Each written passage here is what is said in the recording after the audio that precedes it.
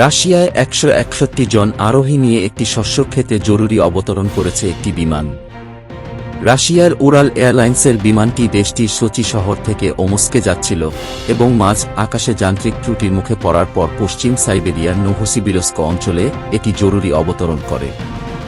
মঙ্গলবার 12 সেপ্টেম্বর এক প্রতিবেদনে এই তথ্য জানিয়েছে রাশিয়ার রাষ্ট্রীয় সংবাদ সংস্থা তাস। তবে একাধিক সংবাদ সংস্থার বরাত দিয়ে রয়টার্স বলেছে, আরোহী ছিলেন 159 জন। আবার রাশিয়ার federal agency for air transport গণমাধ্যমকে বলেছে, 159 জন যাত্রী ও 6 জন ক্রু সদস্য ছিলেন বিমানটিতে। রাশিয়ার উরাল এয়ারলাইন্সের একটি বিমান 161 জন আরোহী নিয়ে সোচি থেকে ওমস্কের দিকে যাওয়ার সময় পশ্চিম সাইবেরিয়ার নোভোসিবিরস্ক অঞ্চলে জরুরি অবতরণ করে। এ ঘটনায় তাৎক্ষণিকভাবে কারও আহত হওয়ার কোনো খবর বা জরুরি অবতরণের কারণও জানা যায়নি।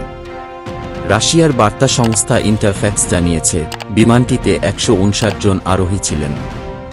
জানা গেছে, সোচি থেকে ওমস্কো যাওয়ার পথে এয়ারবাস A320 মডেলের একটি বিমান মঙ্গলবার সকালে মাঝ আকাশে থাকা অবস্থায় জরুরি অবস্থা ঘোষণা করে এবং সেটিকে নোভোসিবিরস্কের একটি এয়ারফিল্ডে অবতরণের নির্দেশ দেওয়া হয়। কিন্তু বিমানটি সেখানেও পৌঁছতে ব্যর্থ হয় বলে জরুরি পরিষেবাগুলো রাশিয়ান মিডিয়াকে জানিয়েছে। পরে বিমানটি নোভোসিবিরস্ক আন্তর্জাতিক বিমানবন্দর থেকে 180 কিলোমিটার দূরে একটি মাঠে জরুরি অবতরণ করতে বাধ্য হয়। প্রাথমিক রিপোর্ট অনুযায়ী হাইড্রোলিক্সের ত্রুটির কারণে এই ঘটনা ঘটেছে বলে জানা গেছে। উরাল এয়ারলাইন্সের এই ফ্লাইটে 23 শিশুসহ 170 জন লোক ছিল। প্রাথমিক প্রতিবেদনে উল্লেখ করা হয়েছে, জরুরি অবতরণের ঘটনায় যাত্রী বা ক্রুদের কেউই গুরুতর আহত হননি। কর্তৃপক্ষ বলেছে, বিমানটি অবতরণ করার পর প্লেনের বডিতে কোনো ফাটল বা ভাঙন দেখা দেয়নি এবং আগুনও ধরে যায়নি।